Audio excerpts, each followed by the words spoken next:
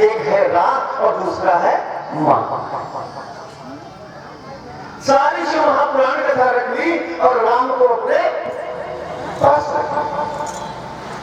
राम जी, विष्णु जी, कृष्ण जी महादेव को भजते हैं और महादेव उनको भजते हैं।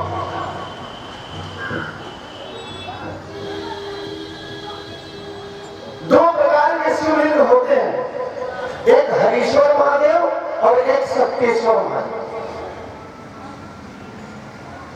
हरीश्वर महादेव जो है वो कैसे है? एक शिवलिंग होता है ऐसे जलाधारी, उसमें डमरू की तरह होता है ऐसे पतला, फिर ऊपर शिवलिंग, वो भगवान हरि के हाथ में है महादेव। और एक सत्येश्वर महादेव, माता शक्ति, आज शक्ति के हाथ में भोले बाबा, ऐसे चिट्टा शिवलिंग होता है ऐसे होता बस, ये सत्येश्वर महादेव। दो प्रकार के। तो महादेव नारायण के हाथ में बस गए, सदा उनकी पूजा करते हैं, राम जी हो सब। और भोले बाबा ने कहा आप मेरे पास कैसे आओगे?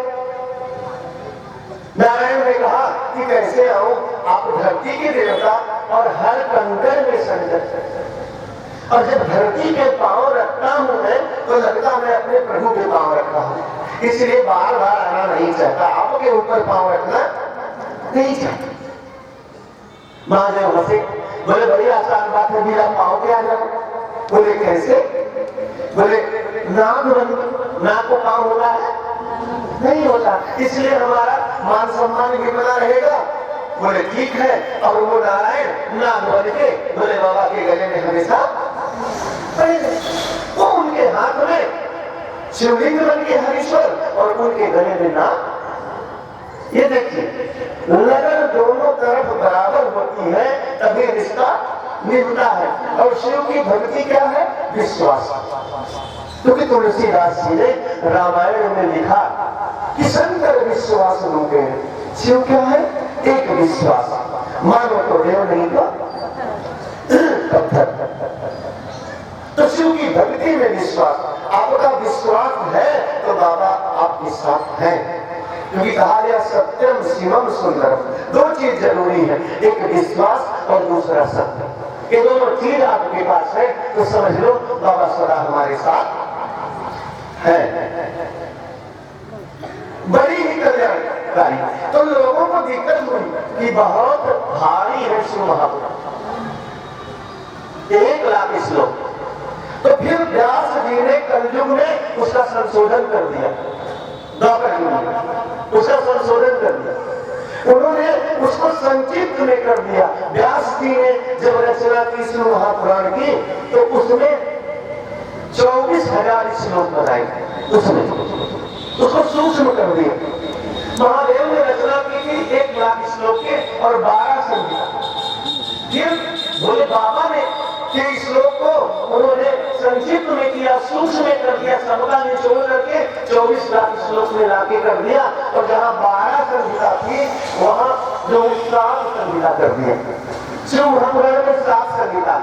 देखिए शिव महापुराण की गीता प्रेस गोरखपुर की 2 किताबें यहाँ रखी है, 2 खंड में है, जो है शिव महापुराण। ये उपाय इसी में से हम आपको बताते हैं, बहुत ही कल्याणकारी होते हैं।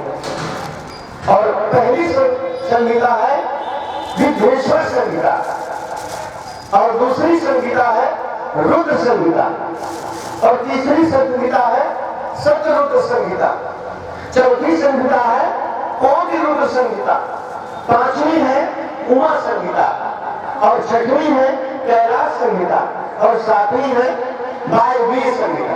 इन 7 संहिता में शिव महापुराण की रचना किया और जो बहुत कल्याणकारी। इसके सुनने से क्या होता है? राम कथा आप सुनते हैं तो राम कथा जीव को तारती है, श्रीमद् भागवत कथा मोक्ष से तारती है और शिव महापुराण कथा पुष्प दर पुष्प तार देती है। कहने का मतलब कि बेटा एक कुल को तारता है और बेटियां 2 कुल को तारती हैं।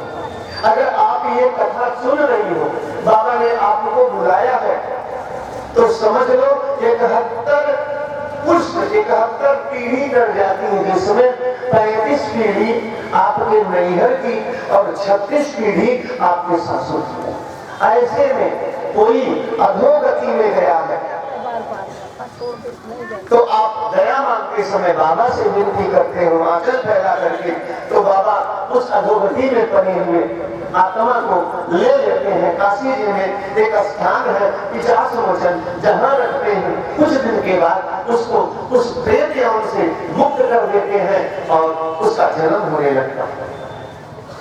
आपका गर्भ गिर गया हो 2-4-6 महीने का, उसका कर्ज आपके ऊपर पड़ा है, आपका खून है, तो एक कथा सुनने से ही वो तर जाएगा। आप विनती करते हैं और आप उस अपने खून के अंश से जो आपके ऊपर कर्ज है उससे आपको मुक्ति प्राप्त हो जाए। बड़ी ही कल्याणकारी शिव महापुराण की कथा। ये प्रभु ने मानव फल दिया तो 5 ऋण दिया। पहला दूसरा ऋण दिया माता पिता।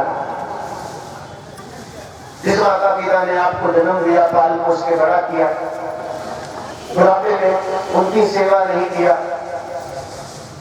सास ससुर की सेवा नहीं किया, तो कितना भी मेवा खाओ, असली मेवा है घर में बुजुर्गों की सेवा। तीसरा ऋण दिया पति का पत्नी का। अग्नि को साक्षी मानकर 7 फेरे लेते हैं, पंडित जी 7 वचन बताते हैं वर और कन्या को। आपने 7 वचनों का पालन कर लिया तो आप दाम्पत्य जीवन सुधार लेते हैं। तो बाबा कहते हैं कि तुझमें वादा निभाने की क्षमता है। चौथा ऋण दिया पुत्र पुत्री का। घर में उतने संतान हो जिनका लालन पालन शिक्षा दीक्षा आप ढंग से कर ले जाइए। कन्या है और बेटा भी है, अगर बेटा 2 साल बड़ा है, बेटी 2 साल छोटी है, तो कोशिश करिए पहले कन्या के हाथ पीले करें, क्योंकि कन्या के हाथ पीले करने से पहले इस दुनिया से अगर आप चले जाते हैं तो 94 नरक कन्या दान के भी भोगने पड़ेंगे। 5वां ऋण है गुरु। इस जीवन में कितना भी ज्ञान हो, अगर आपने गुरु नहीं बनाया तो बिना गुरु बनाए भगवान हमारी पूजा पाठ स्वीकार नहीं करते। शिव तो जगत गुरु है। साहब वृंदावन भैया कहते हैं कि शिव को गुरु बना करके 3 सूत्र का पालन करना है। दया चर्चा नमः शिवाय। दया मन ही मन मांगनी है, और जैसे सुबह होती है उठते ही उस समय आलस्य आता है, शांति रहती है और आप बाबा से दया मांग सकते हैं। जो उठते ही धरती पे पांव रखिए तो तब पहले प्रणाम कर लीजिए चुप करके, बिस्तर से ही ये नियम बना लीजिए। ये धरती मैया का आप खा रहे हैं, हर चीज कर रहे हैं और हर कणकण में सब कर रहे हैं, तो पहले प्रणाम कर लीजिए धरती मैया को, फिर महादेव को, मैया भवानी को, और कम से कम 5 बार दया मांग लीजिए कि हे शिव गुरु, आप जगत गुरु हैं, मेरे भी गुरु हैं। जैसे सब पे दया करते हैं वैसे मुझ पे, मेरे परिवार पे भी दया करिए शिव गुरु महादेव। दया करिए शिव गुरु महादेव। दया करिए शिव गुरु महादेव। दया करिए शिव गुरु महादेव। दया करिए शिव गुरु महादेव। दया करिए।